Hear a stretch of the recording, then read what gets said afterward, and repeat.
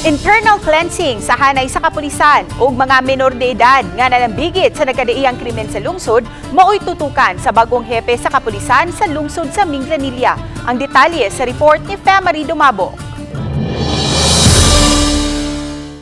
Siguroon nga wagyoy nalambigit sa mga iligal nga kalihukan ng mga sakop sa Minglanilla Police Station.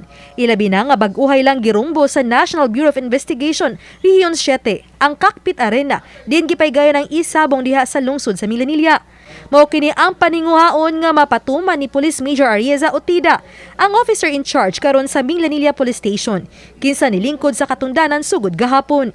Sa iyang inisyal nga pagsusi, nakafocus man sa panerbisyo ang kapulisan. We are guided right now by the programs, the flagship program of our Chief PNP, which is the MKKK. So far, all PNP personnel here signifies to the support of the program. And we are very happy nga kitaganig emphasis. Laing tutukan ni Otida ang posibilidad nga naggamit sa mga iligal ang mga minor de edad.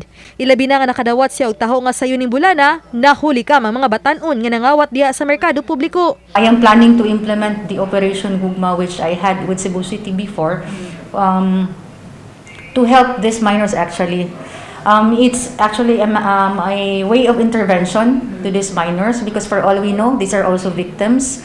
O gatuag yun tanawon ang root cause, actually, it could be poverty or family problems. Hugot nga pakigalayon ng iyang gihimo tali sa kagamhanan sa lungsod, ubang ahensya sa gobyerno ug sa Minglanilla Traffic Commission.